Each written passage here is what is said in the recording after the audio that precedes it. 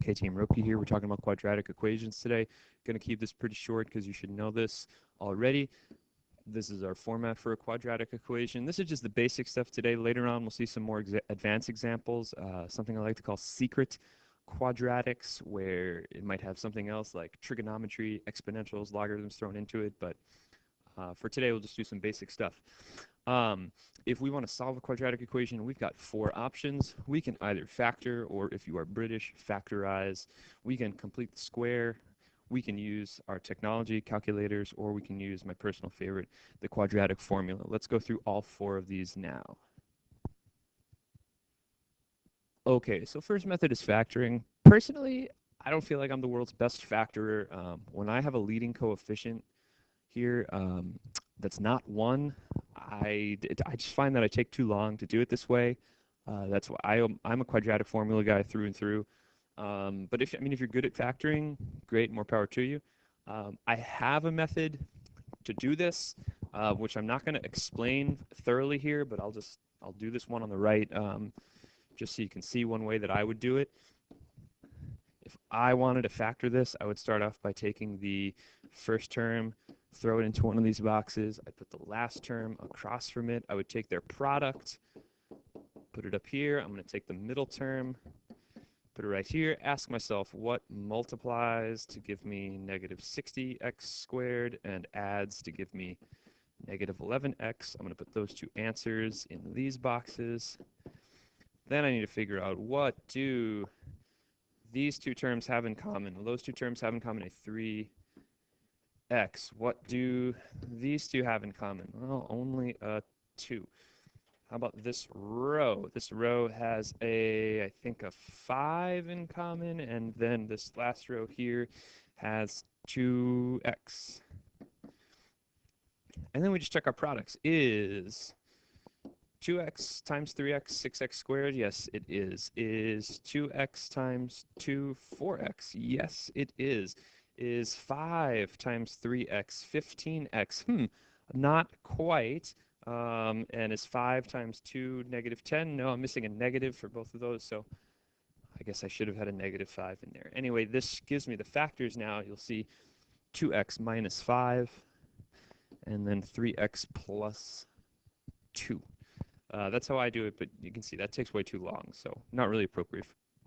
Okay, this is an example that the book has as well for factoring, but this is one where we have to actually make the equation become quadratic before we can factor. You can see in this first line here, it's certainly not quadratic right now. We don't have something and then something squared by any stretch of the imagination. But of course, if we just multiply the entire thing by x, we can make it quadratic. So keep your eyes open. So keep your eyes open for something like this. Actually. So keep your eyes open for something like this. This is definitely the way to do it.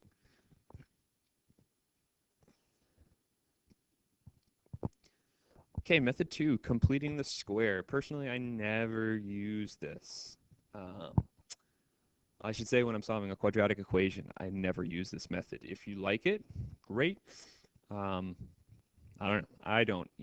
First you gotta get rid of your a value, so you gotta divide by a. You always have to have a leading coefficient of 1. At that point, you might try to factor it, but this doesn't really look very easily factorable, so we use something called completing the square. We move the c value over to the other side. And this is what completing the square is. We take half of the b value and then square that and add that to both sides. So half of negative 4 is negative 2. Square that, that's 4. And that's why we're adding 4 to both sides here. And that is the process of completing the square. What does that mean? Well, you could factor x squared minus 4x, right? That would be x times x minus 4. But it doesn't factor into a perfect square. This line here does factor into a perfect square. See, it's x minus 2 squared. That's what we mean by completing the square. Now it's easy to just, you take the square root of both sides. Don't forget your plus or minus over here on the radical 17 over 3, and move the 2 over, and you've got yourself a solution. Again, I would use the quadratic formula for this. hate completing the square. So I should say one place where you might want to know completing the square for is the area of what's called conic sections. Conic sections does, I believe, appear on the SAT 2 exam, possibly the SAT 1. I don't know. I'm not an expert on what's on the SAT. Um, Turns out if you take a cone or two cones stacked on top of each other at the vertex, as we see in this image, and then you slice it with a plane, you can get a number of shapes out of what the intersection would be of the cone and the plane. On the far left, you see that you have a parabola if your plane is steeper than the side of the cone. Next, you see a circle if the plane is parallel to the base of the cone. If the plane is not quite as steep as the side of the cone, you'll get an ellipse. And if the plane ends up slicing both the bottom and top cone, you get something called a hyperbola. In our course, we will definitely work with parabolas and hyperbolas. Not really going to talk too much about circles and ellipses, but for sure, when you are working with circles, and I believe ellipses, it's been a while since I've had to do one, you need to know how to complete the square if you want to do some algebraic work with those. So that's one place where this method would be super useful and an interesting connection in mathematics. Like, what does a parabola have to do with a circle? I bet you wouldn't have guessed cone. Okay, finally, my favorite, the quadratic formula. Let's be honest, this is the best one, especially when you watch the video for 1B. You're going to see why I love the quadratic formula so much. It has to do with that little piece right underneath the radical, something we call the discriminant. Super important topic for us.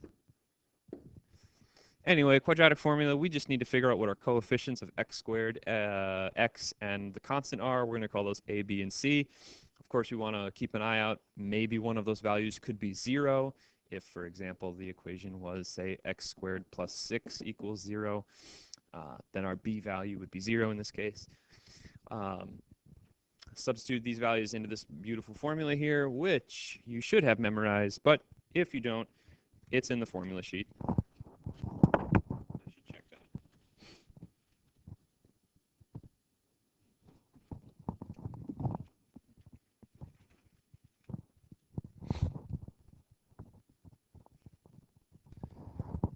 Substitute those values into this beautiful formula right here. You need to memorize it. It is not in the formula sheet.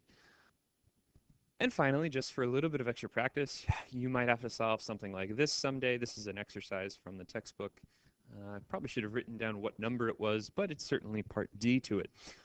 This equation does not look like a quadratic, but it's going to become one. And I want that to be your general instinct. When you see equations that you're just not sure what you should do with it, you should ask yourself, can I make this a quadratic? Also, I like this one because we've got this fraction on the left, which has an x in both the numerator and denominator. That's generally a very bad thing. When we see that, we want to get rid of the fraction, and that way we can, when we see that, we want to get rid of the fraction. That way we can combine like terms whenever possible. So in this case, we're going to multiply both sides by 2 minus x. And we're going to simplify that. Let's see, so 2x times 2, 2x times negative x, 1 times 2, 1 times negative x. We'll combine like terms here. 3x minus 2x squared plus 2. Let's bring everything over to the left-hand side. 2x squared, we can already see it's going to be quadratic. It's going to be minus 2x. And then minus 3 equals 0. And from there, we can either try to factor, or we can complete the square, or we can use the quadratic formula. I like the quadratic formula. X is equal to negative b plus or minus the square root of b squared minus 4 times 2 times negative 3, all divided by 2a. That is going to be 2 plus or minus square root of 28. Oop, but I can simplify that because 28 is 4 times 7, and 4 is a perfect square. Oh, and now I can simplify with those 2's and the 4. That's going to be 1 plus or minus the square root of 7 over 2. Okay, now to close this out, I'm going to use that same last example just to show you how you can do this with technology. I'm only going to be talking about the TI Nspire. If you are using an 84, figure this out on your own or come talk to me in private. When you use an Nspire, especially if you're using one of mine, I need you always to open up a new document from the home page. Don't save what was there. And then add a calculator. When we go to the home page, do not ever use the scratch pad. I will say this repeatedly throughout the next 2 years. I know. Don't ask me what the scratch pad's for. I don't like it. I haven't figured out a good use for it myself. Just, it's going to be full of junk. We're going to just use the stuff from the bottom of the screen here. We'll be using the calculator and graphs extensively for a little while senior year. We'll talk about spreadsheets. These other ones you won't use in this course. So we're opening up a new calculator. Okay, here's what we can do in the calculator to solve that problem. First of all, when we're on this thing, always press menu. You press menu, good things happen. Because now I've got all these prompts. Like, let's see, am I doing a problem about finance? No. Am I doing something with calculus at this point? No. I'm clearly doing algebra, so I'll check the algebra option. Oh, we got a couple things here. Let's see what numerical solve does. Numerical solve solves an equation for you. So if you just type in the equation that you want to solve, and then you press enter, it won't work because it says there's too few arguments. Well, what does this mean? I'll tell you what it means. You didn't tell the calculator what variable you wanted it to solve for. It seems obvious to you and me, but we need to let the calculator know. And we do that by typing comma x. This is going to be a common programming concept for many aspects of this calculator. Now it works, except it only gave us one answer, and we know from the previous example that there should be 2 answers. Furthermore, it only gave us a decimal approximation. That's as good as nsolve is going to get. So my verdict on nsolve is don't use it. So other option here, we can go to polynomial tools and we can find the roots of a polynomial. Finding the roots, you know, I probably should have made a note of this earlier. Back to our first page. We see down here, they talk about the roots or solutions of this equation or the values which satisfy it or make it true. That's going to work for us. For the purposes of our course, the word root and the word solution, they're essentially the same thing. Just as a point of technicality, it is true that an equation has a solution, but a polynomial has a root. So the equation ax squared plus bx plus c equals 0 has a solution. The polynomial ax squared plus bx plus c, or perhaps y equals ax squared plus bx plus c, has a root. The numbers are going to be the same in all cases. It's just a technical piece of vocabulary. If you use one word or another, I'm not really going to correct you unless it's on your IA, where we need to be very precise with our vocabulary. So anyway, we're finding the roots of a polynomial, which is to say the zeros of the equation. There's another word, sorry. Zeros means the same thing as roots or solutions. Okay, so it's degree 2 because we're dealing with a quadratic, but this would work with cubic functions, quartics, really any polynomial. It's asking us if the roots are real or complex. In this case, it will not matter because the roots are both real. So we'll worry about complex roots another day. Hit OK. Now, we need to get used to this notation. We'll be seeing it a lot. We're using subscripts here. A subscript 2, which I will say A sub 2. That's just the coefficient of x squared, which was 2. A sub 1, that's the coefficient of x. That was negative 2. And then a sub 0, that's the constant. That was negative 3. Okay, we're going to notice, look at this. It says comma x again. That was automatically filled in for us. And there we go. Those are our 2 roots. Again, they're decimals, but at least there's 2 of them this time. And we have one more option on the calculator, which is to go to the graph, and then we graph the function. There it is, and now I want to find what the zeros are. Again, I go to menu. All right, well, I don't want to change the menu, or the window. I don't want to trace, probably ever. I do want to analyze the graph, though. I want to know something about it. There's the word 0. That's what I wanted. Lower bound, it's asking me for down here, so that's going to be something to the left of a 0. Now it says upper bound after I've clicked enter. Over here, there's one of our answers. If I want the other one, I just do it again. Analyze graph, 0, over here. You might be wondering how I'm able to move these things on your calculator. If you just press Control and then press this button right here, you'll see on the screen it kind of looks like a closed hand.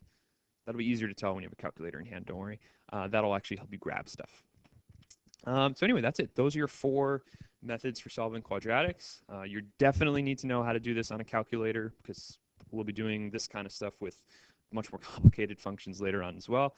And you definitely need to know the quadratic formula. If you're good at factoring, that's a bonus. If you're good at completing the square, that'll probably help you on the SATs, but wouldn't worry about it in our course. All right, that's all for this lesson. Hope you enjoyed.